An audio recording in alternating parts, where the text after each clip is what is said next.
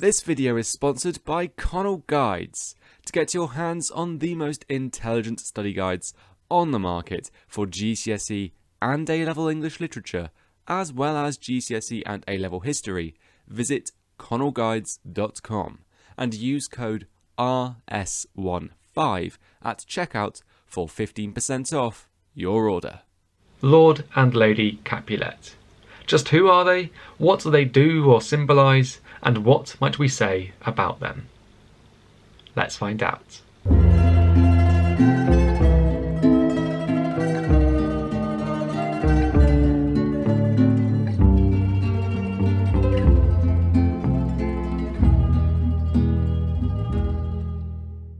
What's going on, Revision Squad? It's me, Liam, aka Mr. Knight, aka DystopiaJunkie. And in this video, we are going to look at how Lord and Lady Capulet are presented in William Shakespeare's Romeo and Juliet.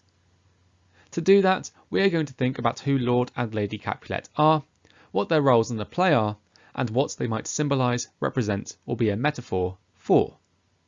After that, it is time to analyse quotations, and there are going to be 11 of them in this video.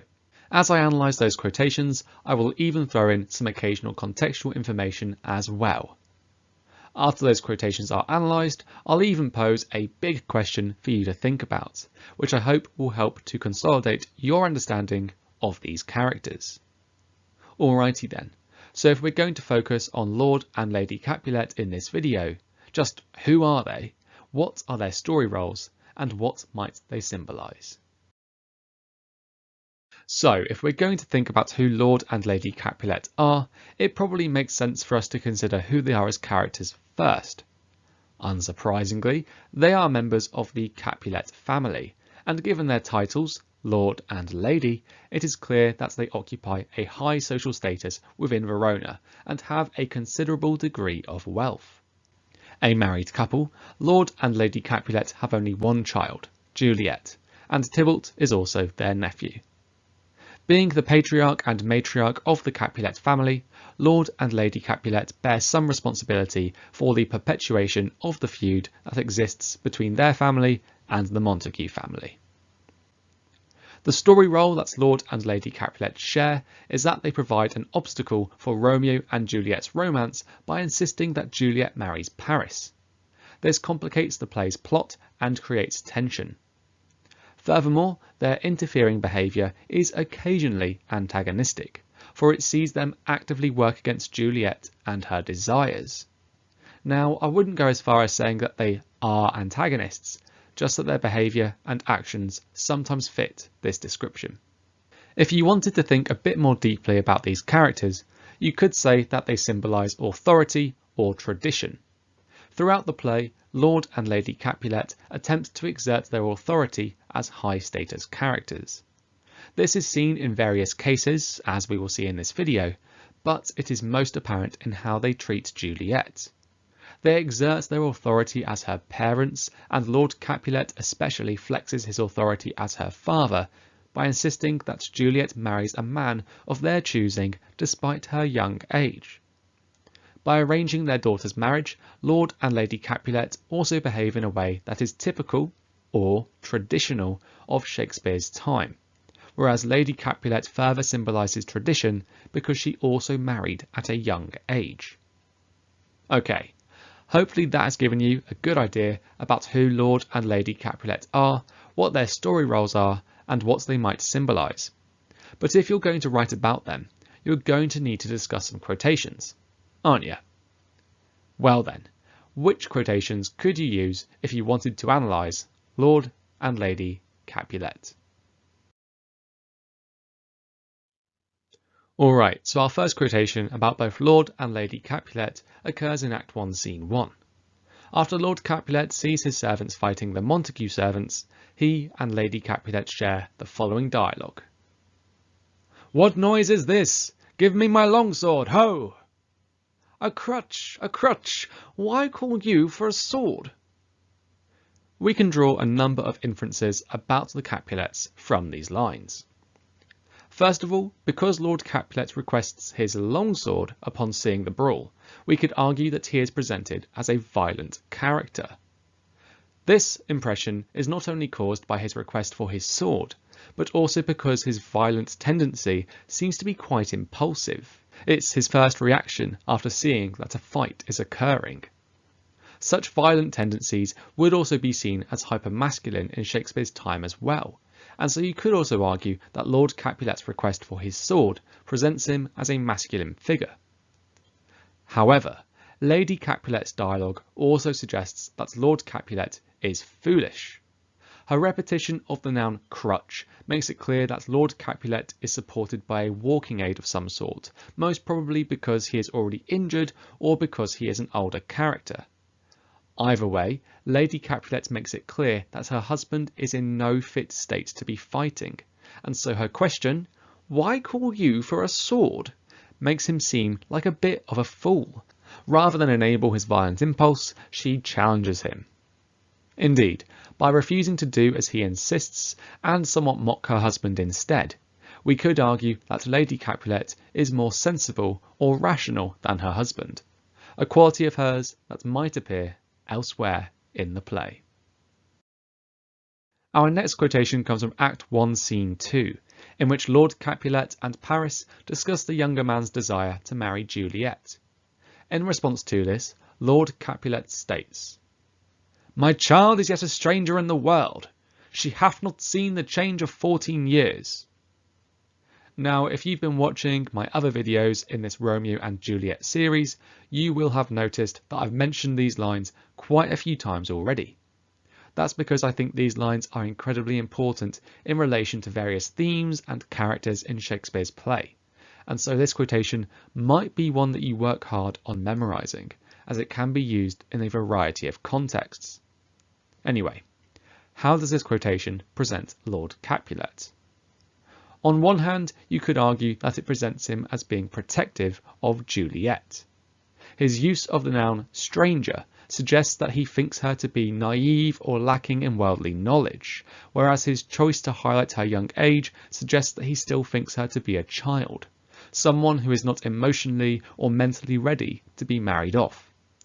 As such, these lines see Lord Capulet indirectly decline Paris's request to marry Juliet, which in turn sees Lord Capulet protect his daughter from being married off prematurely. Alternatively, you could say that these lines present Lord Capulet as being controlling or as being traditional, depending on how sympathetic you are feeling. By politely declining Paris's request to marry his daughter, Lord Capulet makes a decision on Juliet's behalf without asking her for her opinion on the matter first. Now, this was typical of high-status Elizabethan fathers, who often negotiated with their daughter's potential suitors as if her hand in marriage was a commodity to be traded away. As such, Lord Capulet's behaviour here is quite traditional. However, if you're feeling less sympathetic of the Capulet patriarch, you could instead say that his behaviour is quite controlling here for all of the same reasons. He's making a choice about Juliet's life without asking her for her input, after all. I would recommend you be wary when it comes to calling Lord Capulet controlling though, as overlooking the Elizabethan practice of fathers arranging their daughters' marriages means you might miss out on some of the nuances of Shakespeare's play. Speaking of tradition, we could also say that Lady Capulet is a traditional character. This is evident when, as she's trying to convince Juliet to marry Paris, she says, "By my count, I was your mother much upon these years that you are now a maid."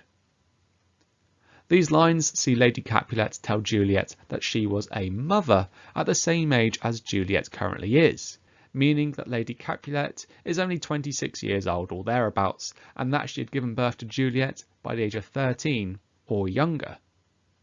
This is what enables Lady Capulet to symbolise tradition, for she has done everything expected of a high-status woman in Elizabethan England. She married a much older man when she was very young, got pregnant, and then seeks to instil those same traditional ideals in her child.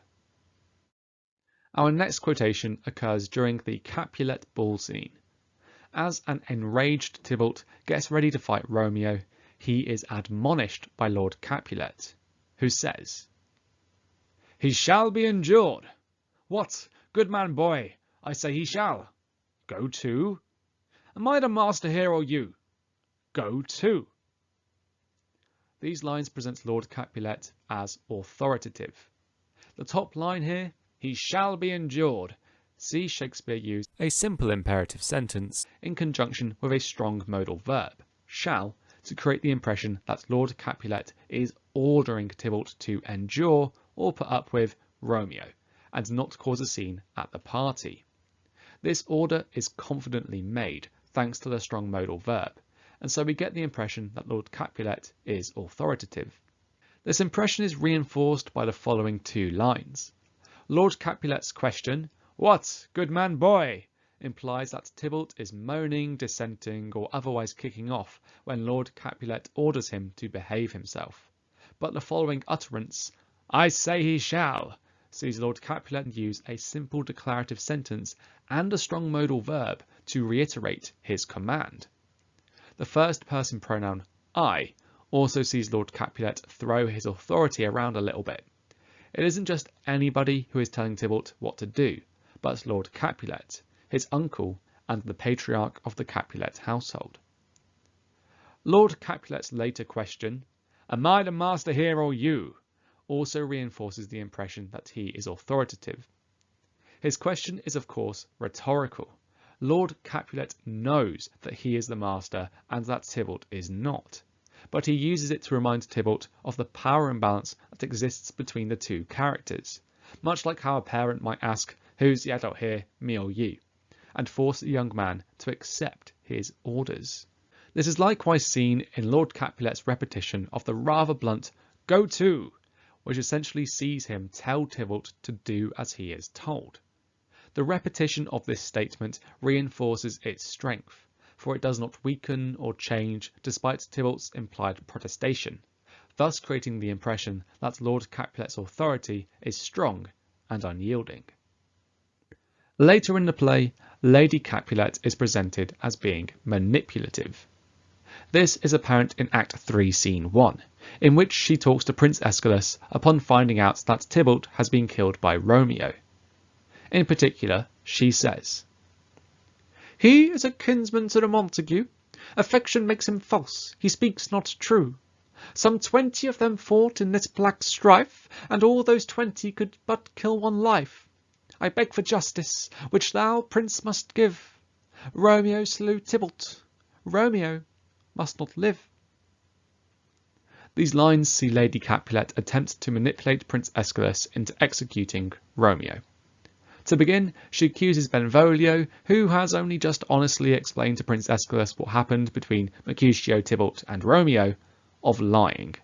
She says that his familial bias has made him false, and that his explanation of Romeo killing Tybalt out of revenge for Tybalt killing Mercutio is not true. Instead, she claims that it took 20 of them, by which she presumably means Montagues and people affiliated with the family, to kill but one life, Tybalt's. This is, to speak colloquially for a moment, fake news. An audience knows that Tybalt was not assaulted by a gang of Montagues, and so Lady Capulet completely fabricates a version of events that fits the story she wants to tell.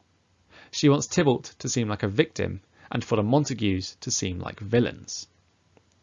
Furthermore, Lady Capulet uses the emotive verb beg to further twist Prince Aeschylus's judgment, an effect compounded by the strong modal verb must, which she uses to tell him that he must give justice by executing Romeo for murdering Tybalt. Overall then, Lady Capulet uses a variety of techniques as she seeks to manipulate Prince Aeschylus. She discredits her enemies, fabricates a version of events that make Tybalt seem like a victim, and uses emotive language to try to convince Prince Aeschylus to execute Romeo. By using such a range of strategies, it seems that Lady Capulet isn't just manipulative, but that she is skilled at manipulating people. Although Lady Capulet appears saddened by Tybalt's death in public, her behaviour in private is quite different. Let's have a look at her response to seeing Juliet crying in Act 3, Scene 5, which is, "Evermore weeping for your cousin's death, What? Wilt thou wash him from his grave with tears? This quotation presents Lady Capulet as unsympathetic. This is because her two questions see her mock her daughter for crying that she thinks is caused by Tybalt's death. Lady Capulet's mocking of Juliet is evident in the first question through her use of the adverb evermore, which is similar in effect to words like still or always. In other words, Lady Capulet's question is basically, are you still crying about your cousin dying? The surprise implied by the adverb evermore suggests that Lady Capulet thinks it is ridiculous that Juliet is still crying about Tybalt's death, thus creating the impression that she is not particularly looking after her daughter's emotions and is instead ridiculing them. This mocking is apparent in the second line of this quotation also. When Lady Capulet asks if she will wash him from his grave with tears, she extrapolates Juliet's sadness to a ridiculous extreme to make it seem laughable. Again, rather than comfort her daughter and help her through her emotional turmoil, Lady Capulet makes fun of it, which suggests that she is not a particularly sympathetic character. Now, this lack of care towards her daughter's sadness might also suggest that Lady Capulet's distress at Tybalt's murder in Act 3 Scene 1 was an act, given that she seems particularly unfazed by it behind closed doors. Following this interpretation of her character, her manipulative characteristics are intensified, and her desire to see Romeo executed may be caused by a wish to perpetuate the feud that exists between her family and the Montagues. Remaining in Act 3 Scene 5, we discover that Lady Capulet is planning on having Romeo executed. This is apparent when she says, "I'll send to one in Mantua, where that same banished runagate doth live, shall give him such an unaccustomed dram, that he shall soon keep Tybalt company." The one here is a euphemistic way for Lady Capulet to refer to an assassin. The unaccustomed dram she mentions is actually poison, and Romeo keeping Tybalt company is an indirect way of saying that he too will soon be dead. Overall then, these lines present Lady Capulet as vengeful, because rather than allowing Prince Aeschylus's punishment of Romeo to be enough, she is looking to take matters into her own hands, have an assassin poison Romeo, and ultimately subvert Prince Aeschylus's authority. In fact, challenging Prince Aeschylus's authority in this way makes me think back to how she attempted to manipulate him earlier in the play. It makes me wonder if Lady Capulet does not respect Prince Aeschylus's authority, and has perhaps gotten a bit too big for her boots, thinking that she, as a high-status member of Veronese society, is above the law. You see, the thing is, Lady Capulet appears to be incredibly confident that Romeo will be killed. Throughout these lines, she uses will in I'll and shall twice, both of which are strong modal verbs that express a high degree of certainty. Not only does this underline just how vengeful she is, but it emphasises just how little she respects Prince Aeschylus's authority. We're going to remain in Act 3 Scene 5 for our next quotation, although this time we're going to look at how Lord Capulet is presented instead. Upon finding out from his wife that Juliet has refused to marry Paris, Lord Capulet responds, "Is she not proud? Doth she not count her blessed, and worthy as she is, that we have wrought so worthy a gentleman to be her bride?" These lines create the impression that Lord Capulet expects to be obeyed, an impression that is achieved mostly through the questions that he asks. Rather than being rhetorical questions, they seem to be made out of genuine confusion, suggesting that he is not used to having someone disobey him. Indeed, his first question, "Is she not proud?" suggests that Lord Capulet is confused by Juliet's refusal to marry Paris, because the adjective proud makes it clear that he expects her to feel honoured to have such a prestigious marriage arranged for her. This impression is reinforced in Lord Capulet's second question, for blessed and worthy see Lord Capulet celebrate Paris, and unworthy sees him deride his daughter, creating an imbalance between Paris and Juliet that suggests that he thinks Juliet ought to feel lucky to be able to marry such a fine man. However, hidden among this comparison is a phrase that implies that Lord Capulet is making Juliet's refusal personal. When he remarks that Juliet's arranged marriage is something that we have wrought, Lord Capulet highlights that it is something that he and his wife have organised.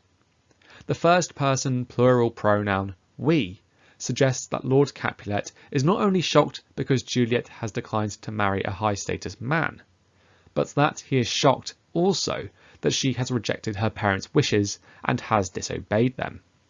To be so flabbergasted at being disobeyed suggests that Lord Capulet is completely used to getting his own way. Following on from Lord Capulet's expectation to be obeyed in Act 3, Scene 5, we see another side to him later in this scene. As he yells at Juliet and repeatedly insults her, something I have discussed in my video about family and relationships, he also states, "My fingers itch." These lines suggest that Lord Capulet is so angry at Juliet for disobeying him that he threatens to be violent towards her. You see, the expression "my fingers itch" was a colloquial way of stating that you wanted to slap someone, and so by uttering this in response to Juliet's refusal to marry Paris, Lord Capulet makes his extreme displeasure known. You could even argue that Lord Capulet is so used to getting his own way that when he does not get his own way, he resorts to threats of physical violence, which presents him as an aggressive bully who likes to throw around his power as a man, father, or high-status person. This also sees Shakespeare connect Lord Capulet with violence once again in the play, but rather than directing this towards the Montagues, as he does towards the beginning, he directs it within his own family, thus suggesting how desperate he is to retain power. Alright, let's move on from Act 3, Scene 5, and instead look at how the Capulets are presented later on in the play. In particular, I would like to focus on how they are presented in Act 4, Scene 5, in which they discover the apparently dead Juliet. We're going to look at two quotations here, one from Lady Capulet and one from Lord Capulet, and they are: "Oh me, my child, my only life, revive, look up, or I will die with thee. Help, help, call help." And "Death, that have taken her hence to make me wail, ties up my tongue and will not let me speak." These quotations reveal that Lord and Lady Capulet are both sad when they think that Juliet is dead, suggesting that they do care about her and maybe even love her, despite their earlier aggression or coldness towards her. Of course, they might be feeling a bit more positively about Juliet because they believe that she is going to go ahead and marry Paris, thus complying with their wishes. But that's probably a bit too speculative. Instead, I want to look at the language choices that Shakespeare used in order to create the impression that they are both sad about Juliet's apparent death. Lady Capulet's sadness is evoked through a number of strategies in her quotation. The repetition of "oh me" and "help" suggest a sense of shock and panic. The frequent pauses, brought about by the many commas and exclamation marks evident in these three lines, imply that she is so overcome with grief that she is unable to get her words out fluently. The repetition of the possessive pronoun my implies that Lady Capulet feels very close to her daughter, thus making her death all the more difficult to accept. And the threat to die with thee suggests that she cannot bear the thought of living without her daughter. In total, Lady Capulet's sadness is wild and dramatic and loud. Contrastingly, Lord Capulet's sadness is quite stoic, still and quiet. His grief has tied up his tongue and will not let him speak, suggesting that he is so overcome with sadness that he does not know what to say. Rather than lacking fluency like his wife, Lord Capulet's sadness prevents him from expressing himself at all. The way that Shakespeare presents Lord Capulet's and Lady Capulet's sadness is therefore incredibly gendered. Lady Capulet is emotional and dramatic, whereas Lord Capulet's sadness is much more reserved, withdrawn and understated. These reactions to Juliet's supposed death reinforce the idea that Lord and Lady Capulet are very traditional characters, because not only did they marry when Lady Capulet was young and attempt to arrange their own daughter's marriage, but their emotional or emotionless reactions see them live up to the gender stereotypes of Elizabethan England and Renaissance Verona as well. Okay, with those two quotations discussed, that is my analysis of Lord and Lady Capulet complete. But don't close the video just yet, as that means you will miss out on today's big question, which is, are Lord and Lady Capulet good parents to Juliet? Why? Please feel free to do whatever you would like with that question. You could use it to prompt a mind map or flashcard, stimulate debate with your classmates or friends if you are revising together, or it could even form the basis for a short evaluative essay. And you know where would be a good place to write that essay? That's right, the comment section. I always love to see the ideas that you lot come up with, and if you're feeling brave enough to share them in the comment section, I'll be sure to respect that by reading your ideas and giving them some quick feedback too. So why not give it a go? Writing an evaluative response, using full sentences too of course, should help to consolidate your understanding of Lord and Lady Capulet, which should help you to succeed in your studies. So good luck. Anyway, with that question lingering in your mind, I guess it is time to wrap up this video. Genuinely, I really do hope that you have found this video to be helpful and that you feel a bit more confident when it comes to studying and revising Shakespeare's play. Of course, if this video has helped you out, please do let me know by giving it a like, writing a comment on it to let me know, sharing it around with anyone else who might benefit from watching it, and subscribing to my channel if you haven't already. Please do remember that, as always, I hope that you have an awesome rest of the day. If you are revising, please do take frequent short breaks, as a burned out student is not a happy or successful student, which is what I think you deserve to be. So what can we say about Lord and Lady Capulet?